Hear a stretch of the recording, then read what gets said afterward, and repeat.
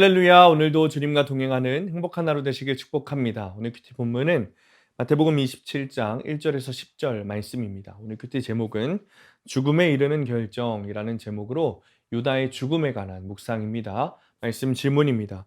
왜 유다는 스스로 죽었을까요? 새벽에 종교 지도자들이 예수님을 죽이려고 함께 의논하죠. 1절입니다. 새벽에 모든 대제사장과 백성의 장로들이 예수를 죽이려고 함께 의논하고, 당시 사형을 집행할 수 있었던 권한은 로마 총독 빌라도에게 있었기 때문에 그들은 예수님을 로마의 위협이 되는 중죄인으로 만들어서 빌라도에게 넘기는 거예요. 예수님은 우리의 구원을 위해 비천한 갈릴리 나사렛 목수의 모습으로 오셨습니다. 힘든 사건이 생겼다고 가족이나 지체를 끊어버리려고 하는 것이 아니라, 끊어버리려고 하는 것은 예수를 죽이려는 의논입니다. 무시받는 내 가족을 껴안고 힘든 사건을 말씀으로 통과해서 하는 것이 예수를 살리는 의논이죠.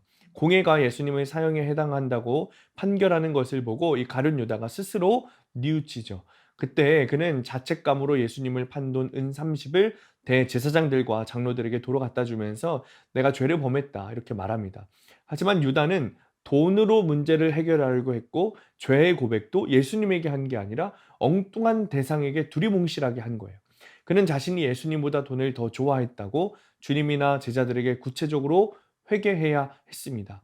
제자 훈련하고 큐티하면서 여러분, 우리가 죄를 고백하지만 구체적으로 죄를 회개하지 않고 용서를 구하지 않으면 후회와 자책으로 끝나고 사죄의 은총도 누리지 못합니다. 유다가 후회의 자책으로 종교 지도자들을 찾아갔지만 그들은 그의 고통에 무관심했어요. 그러자 유다가 어떻게 합니까? 스스로 목매어 죽습니다. 5절입니다. 유다가 은을 성소에 던져놓고 물러가서 스스로 목매어 죽은지라. 자기 잘못으로 괴로워하면서 찾아온 사람을 이렇게 내버려 두면 죽이는 결정을 하게 되는 거예요.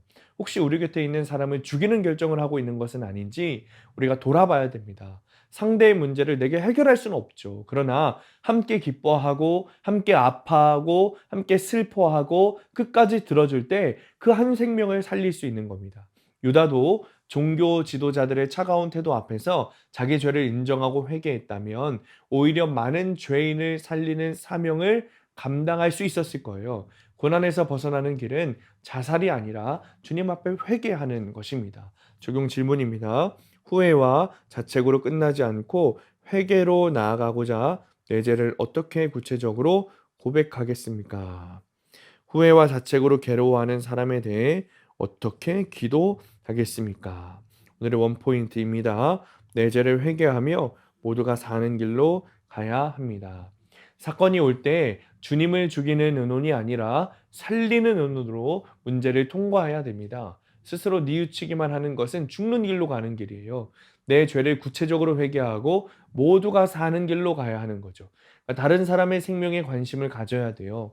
그리고 내 주위에 있는 이들이 구원받고 사는 길로 가기 위한 그 의논을 하는 성도님들 되시기를 간절히 축복합니다. 기도하겠습니다. 주님, 주님을 죽이는 의논이 아니라 살리는 의논을 하기를 원합니다. 주님을 살리는 의논을 하면 내 주위에 있는 사람도 살리는 사람이 되는 줄 믿습니다. 내 죄를 회개하고 주님을 죽이는 의논이 아니라 살리는 의논으로 내 주위에 있는 사람들을 살피고 또 구원을 위해 그들의 사는 길을 위해 기도하는 우리가 되도록 하나님 축복하여 주옵소서. 예수님의 이름으로 기도합니다. 아멘.